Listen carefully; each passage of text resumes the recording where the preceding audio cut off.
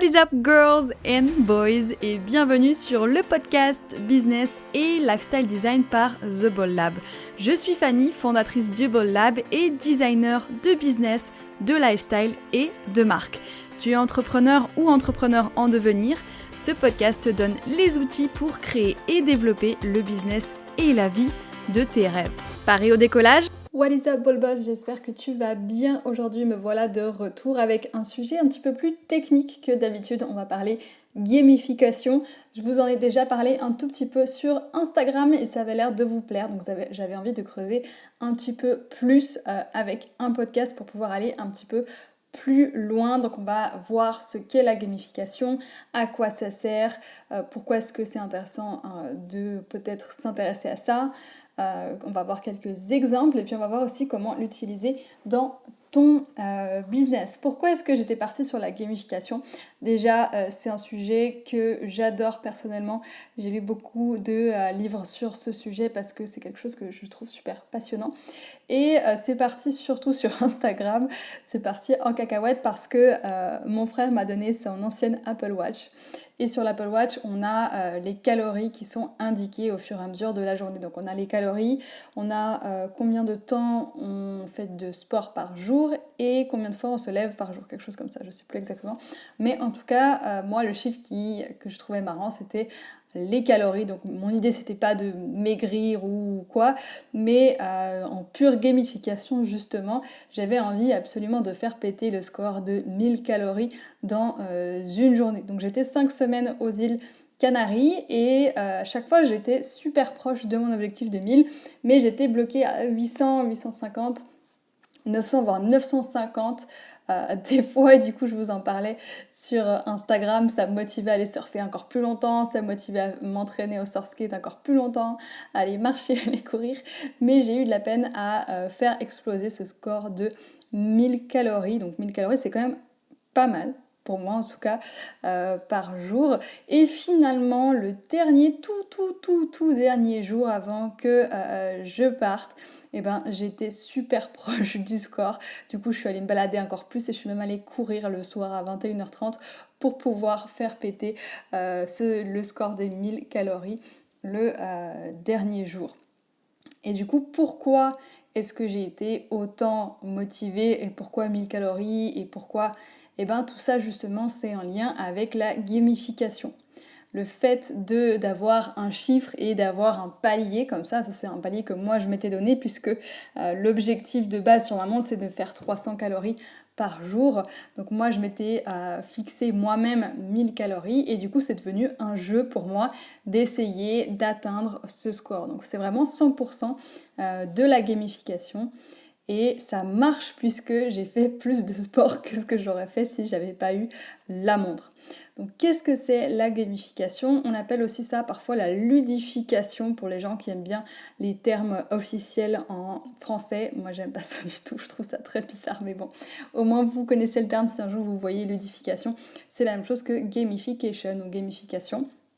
Et dans certains livres qui sont axés sur ce sujet, on parle plutôt de design centré humain parce que c'est un design qui va être créé pour l'humain d'abord ou pour la motivation humaine d'abord avant de regarder à l'efficience ou l'efficacité ou la fonction.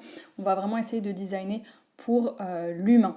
Donc pourquoi est-ce qu'on parle de gamification et pourquoi est-ce qu'on n'a pas un autre terme? Eh ben on appelle ça gamification parce que ça vient de games qui veut dire jeu.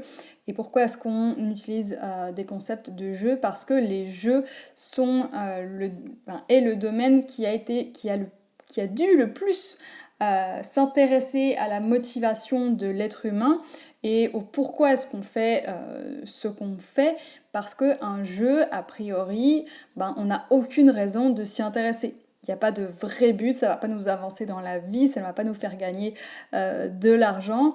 Donc les jeux ont vraiment besoin de créer de toutes pièces de la motivation pour garder le joueur intéressé, pour le garder sur la plateforme ou sur le jeu. Donc ce domaine des jeux s'est énormément intéressé à tout ce qui était psychologie de l'humain et motivation, pourquoi est-ce qu'on fait ce qu'on fait. Et du coup, la gamification, ça a été reprendre les principes que l'industrie du jeu avait étudiés pour ensuite les appliquer dans le business et puis ajouter de l'intérêt dans le business.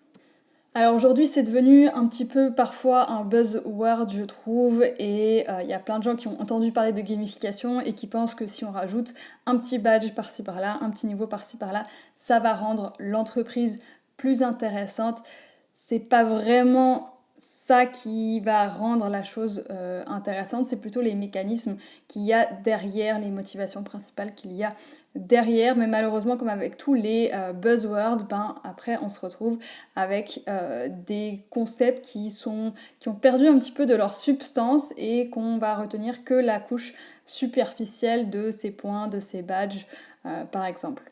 Et du coup, un des auteurs des livres les plus connus en gamification, qui s'appelle Liu Kai-Chu, lui, il nous dit de bien faire attention que la gamification, c'est pas juste des points, des badges, et c'est pas juste un modèle qu'on peut appliquer comme ça sur n'importe quelle entreprise, mais ça va toujours demander beaucoup de travail pour comprendre le contexte, pour comprendre qui on a besoin de motiver dans l'entreprise, parce que la gamification, ça peut toucher les clients, mais ça peut toucher les employés, ça peut toucher vraiment tout le monde. Et du coup, il faut vraiment bien comprendre tout ça pour pouvoir insérer de la gamification dedans qui soit vraiment intéressante et motivante. Pourquoi est-ce que je m'intéresse autant à la gamification et pourquoi je pense que vous devriez vous intéresser aussi? Parce que dans le monde du digital, dans les réseaux sociaux, dans les sites web, dans le monde de Google, tout change vraiment énormément très très vite. Il y a beaucoup de nouveautés, je pense que tu l'as vu sur Instagram ces derniers temps, il y a énormément de choses qui changent. Et il y a une seule chose qui ne change jamais, c'est le cerveau. Bon, c'est un petit peu méchant de dire jamais, disons que ça évolue super lentement sur des milliers d'années et du coup on a le temps de voir venir. Et c'est ça l'avantage de la gamification, c'est que si vous arrivez à bien comprendre vos utilisateurs et que vous arrivez à comprendre leur motivation principale, vous allez pouvoir designer votre business là autour et ça va le rendre beaucoup plus puissant et beaucoup plus stable et solide par rapport à toutes les nouveautés qu'il y a tout le temps sur les réseaux sociaux et un petit peu partout. En gamification, il y a énormément de choses à voir, de choses sur lesquelles on peut s'intéresser. Mais sur ce podcast, j'avais envie de vous parler surtout des 8 motivations principales de l'être humain qui font partie de vraiment le cœur de la gamification. Donc la gamification, en tout cas Liu Kai-Chu a défini qu'il y avait 8 motivations principales pour laquelle quelqu'un ferait quelque chose. Donc ces 8 motivations. La première, c'est la vocation, c'est-à-dire quelque chose de plus grand, participer à quelque chose de plus grand. Par exemple, Wikipédia, personne ne va être payé pour écrire des articles Wikipédia, pourtant il y a plein de gens qui le font sans gagner ni en notoriété, ni en argent, ni en rien du tout, parce qu'ils ont l'impression de participer à quelque chose de plus grand. Donc d'avoir une entreprise qui a une vraie mission derrière pour rendre le monde meilleur, c'est pas juste quelque chose de sympa à avoir, c'est quelque chose qui va motiver vos clients, qui va motiver aussi vos potentiels employés, collaborateurs, partenaires, parce qu'ils seront contents de participer à quelque chose de plus grand qu'eux, à une mission qui est plus grand qu'eux. Ensuite, deuxième motivation, c'est tout ce qui est accomplissement, c'est-à-dire de s'améliorer, de progresser. Rien que ça, ça peut être une fin en soi. Il y a beaucoup de gens, et typiquement c'est vraiment mon cas, qui sont motivés par simplement le fait de pouvoir s'améliorer et de pouvoir progresser. Donc ça, c'est l'une des 8 motivations principales. Ensuite, on a la créativité. Être créatif, s'amuser sans objectif autre que de juste être créatif, c'est une motivation principale de l'être humain. Et puis ensuite, on va vers des motivations qui sont moins positives petit à petit, puisqu'on a l'influence sociale, c'est-à-dire que je suis motivée à acheter telle ou telle chose parce que je veux montrer que j'ai un certain statut social. Typiquement, quand on a les abonnés sur Instagram, tout le monde veut plus d'abonnés sur Instagram, alors que c'est pas forcément très utile, parce qu'il y a cette motivation souvent derrière qui est de si j'ai beaucoup d'abonnés, j'ai une certaine influence sociale, j'ai un certain statut. Donc si toi tu es à la recherche d'abonnés constamment, pose-toi la question, est-ce que ça serait pas justement parce que tu as envie d'influence sociale, d'un certain statut sur Instagram. Ensuite, une autre motivation, c'est l'imprévisibilité. Ça, c'est sur cette motivation que les casinos vont s'appuyer pour pouvoir te faire perdre de l'argent encore plus, parce que vu qu'on ne sait pas ce qui va sortir derrière, on a envie de continuer à jouer jusqu'à ce qu'on gagne. C'est aussi la même chose que les réseaux sociaux vont utiliser pour se garder accro en partie. Il y a beaucoup de leviers de gamification qui sont utilisés par les réseaux sociaux, mais un des grands leviers, c'est l'imprévisibilité, parce que justement quand on scrolle sur Instagram ou sur TikTok ou ailleurs, on ne sait pas ce qui va venir après. Et on a toujours l'impression que le post suivant va être le post qui va changer notre vie, et du coup on continue à scroller parce qu'on ne sait jamais ce qui va arriver ensuite. Autre motivation, c'est tout ce qui est perte et prévention. Ça, c'est très très fort chez beaucoup de gens. Beaucoup de gens sont motivés à faire quelque chose, pas parce qu'ils vont gagner quelque chose, mais parce qu'ils ont peur de perdre. Typiquement, le fait de suivre les règles, suivre les lois, le fait de payer ses impôts. Alors, c'est des exemples un petit peu bizarres, mais ça va être dans la prévention de j'ai pas envie de finir en prison, j'ai pas envie d'avoir une amende, donc je suis motivée à payer mes impôts comme il faut. Et on a encore deux motivations. Une, c'est la rareté. Donc on sait tous, je pense, que plus un objet il est rare, plus on a envie de le posséder, d'en avoir un bout. Si tu connais Coca, Coca donc Q-O-Q-A, eux ils sont très forts en rareté puisqu'ils vont mettre seulement un objet en vente toutes les 24 heures.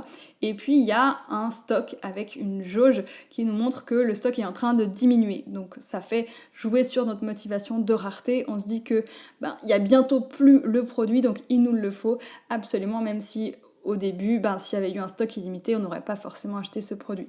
Simplement parce qu'on a la perception qu'il est rare, ça va nous motiver à avoir plus envie que si on n'avait pas cette impression de rareté. Et la dernière motivation, c'est la propriété. C'est simplement le fait de posséder des choses. Donc dans ces 8 motivations principales, il y en a qui sont plus honorables que d'autres, on va dire, par exemple la vocation, la créativité, l'accomplissement. Il y en a qui sont un peu plus dark, on va dire, plus sombres. Il y a la perte et la prévention, l'imprévisibilité, par exemple, sont des motivations peut-être moins nobles, mais quoi qu'il en soit, toutes ces 8 motivations vont fonctionner plus ou moins chez chaque personne, chez chaque être humain. Bien sûr, tout le monde est différent.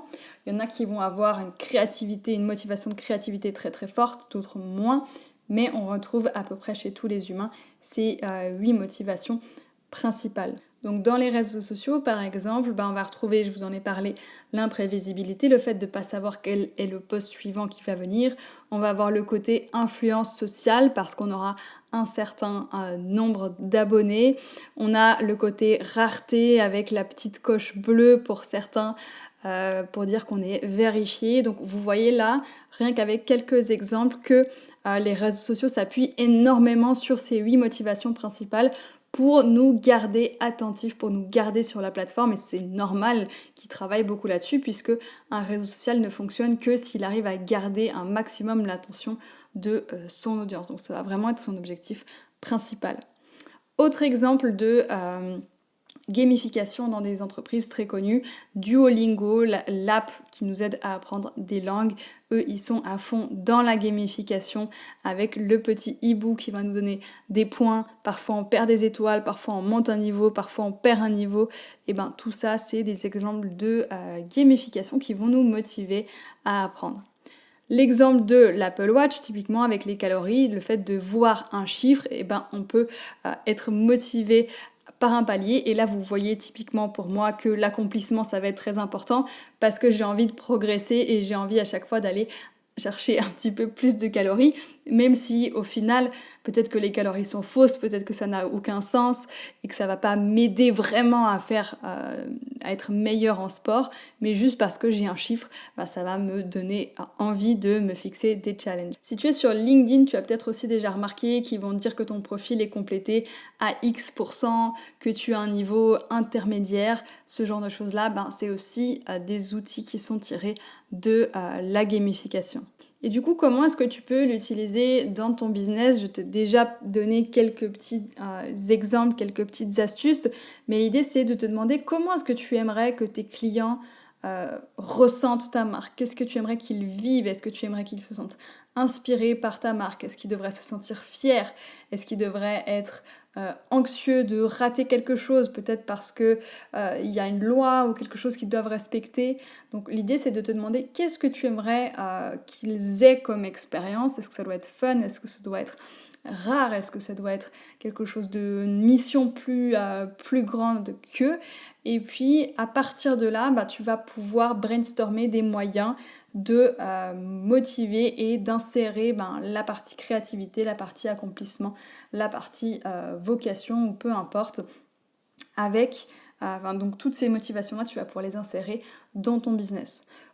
Personnellement, moi je préfère toujours les motivations qui sont un petit peu plus nobles, c'est-à-dire la vocation, l'accomplissement, la créativité. Pour moi, c'est plus noble que de se baser sur la rareté, sur la perte et la prévention. Mais quoi qu'il en soit, les 8 motivations vont fonctionner. Donc tu peux utiliser tout ce que tu veux. Donc ça peut être dans des grandes choses de ton business. Par exemple, tu vas travailler sur trouver une vocation, quelque chose de plus grand, une vraie mission à ton entreprise au-delà de juste faire de l'argent. Par exemple, pour The Ball Lab, ben, moi j'ai envie vraiment de pouvoir aider les femmes entrepreneurs à se libérer, à devenir plus fortes, à oser surtout, à avoir du courage. Ben, ça, c'est un peu la mission du Ball Lab. Et puis ensuite, ça peut être des choses plus petites aussi, où par exemple vous allez faire une offre que sur 24 heures, où vous allez proposer un concours ou quelque chose peut-être pour s'améliorer, ou simplement, je sais pas, un badge, un certificat à la fin d'une de vos formations. Bah, tout ça, ça va être des petits exemples, plus petits cette fois-ci, de gamification. Voilà, c'est tout pour ce podcast. J'espère que j'ai été claire, que ça va vous a aidé à découvrir peut-être un nouveau terme, un nouveau domaine. N'hésite pas à venir me dire sur Instagram si ça t'a plu. De toute façon, c'est là où tout se passe avec The Ball Lab sur Insta et aussi sur TikTok. Donc si tu as envie de participer à la conversation, n'hésite pas à venir m'écrire. Si le podcast t'a plu, n'hésite pas à laisser 5 étoiles, un petit commentaire et puis surtout à le partager à tes amis entrepreneurs qui pourraient en avoir besoin. Merci de m'avoir écouté jusqu'au bout, j'espère que ça t'a plu et je te retrouve mercredi prochain pour un nouvel épisode. Bye!